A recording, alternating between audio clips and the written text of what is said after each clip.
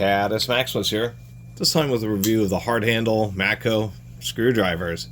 They are a couple random ones, although if you're going to find a couple random Matco screwdrivers for a couple bucks a piece, they might as well be the larger flathead and a number 3 Phillips. Number 3 Phillips screwdrivers tend to be in better condition because you don't work with as many larger Phillips as you do with smaller ones like number 1 and number 2s. And it's just thicker flute, so it's a heavier duty screwdriver. These are older. We have a license 29 here. And then it says Phillips license. It does say alloy, which means these are actually going to be much older Matcos. Because, of course, any patents and licensing related to the Phillips tip design is long since expired.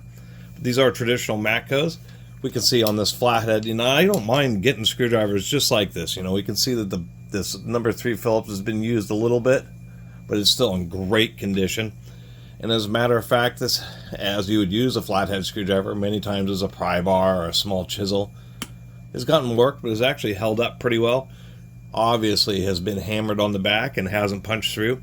We can see they're just using 2 wings to prevent the handle from spinning in the hand, prevent the stem from spinning in the handle, and it goes up about this far, so it's okay.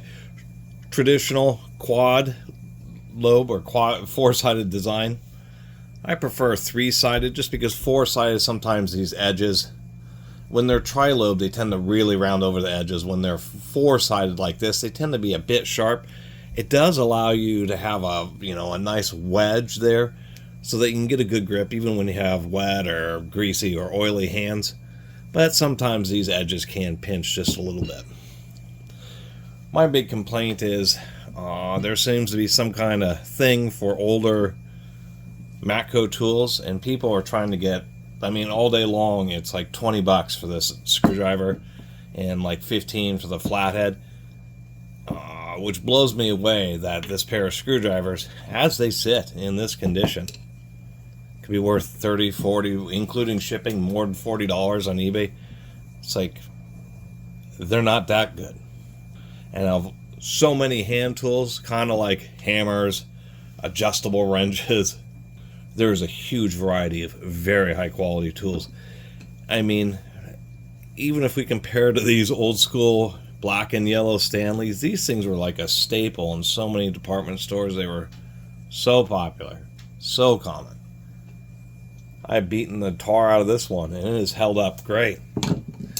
They are arguably one of the best screwdrivers made. There's PB Swiss and quite a few brands that could, Snap-ons that could be best, but these old school Stanley 100 series, particularly the boron steel ones, were super durable, super tough. Boron steel is what padlock shackles are made out of. Quality ones anyway. And you can get boron steel American-made Stanley 100 series of these sizes for cheaper than you can get these Matcos. And these are super duty. We can see these are screwdrivers with the forged screwdrivers. The whole stem is forged and then ground.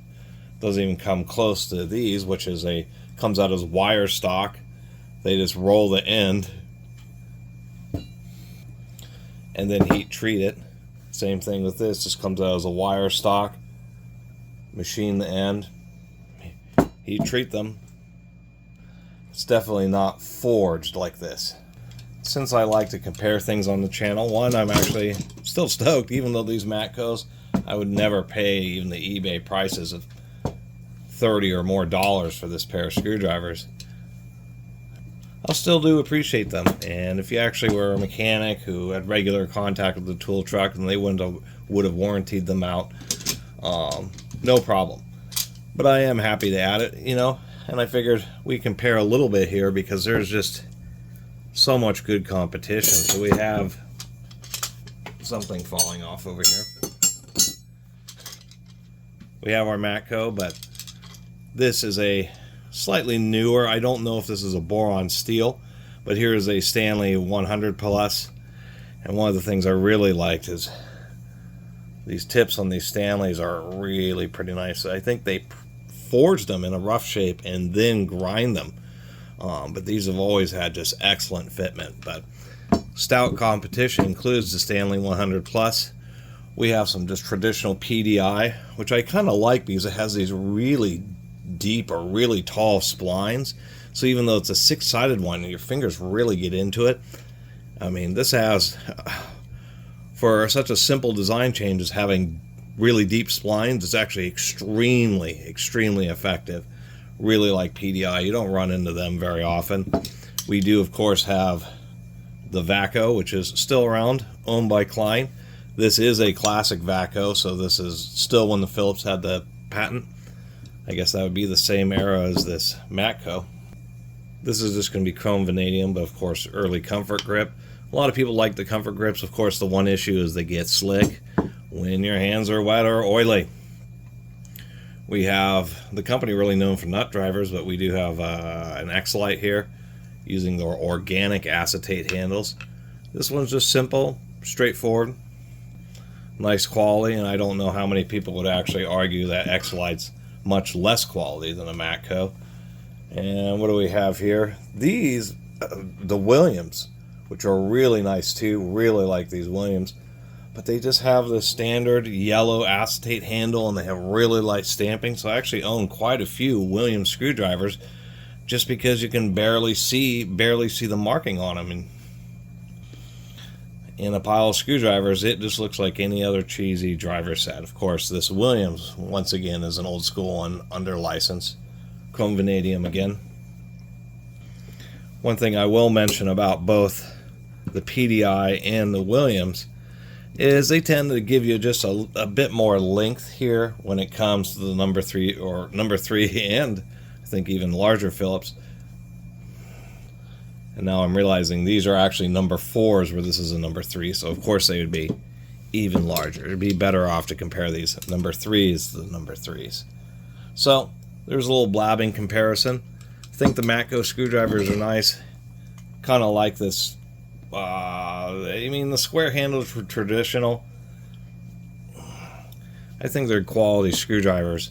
You know, they can certainly take a beating. You know, this flathead I'm just going to end up putting in my junk tools because it's already so beat up, and I could use a larger kind of flathead for prying operations, and I'll end up holding on to this number 3 Phillips just because it's still in pretty darn good shape, and I kind of like building up a little collection of these.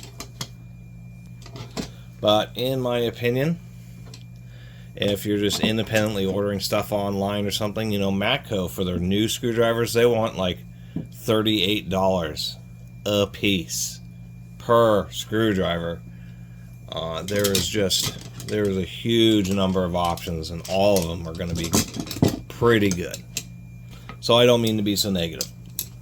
These definitely seem great, but I'm just a little bit offended by how much both these old ones seem to hold onto their price, as well as how expensive the new ones are, when they're really just not quite that good.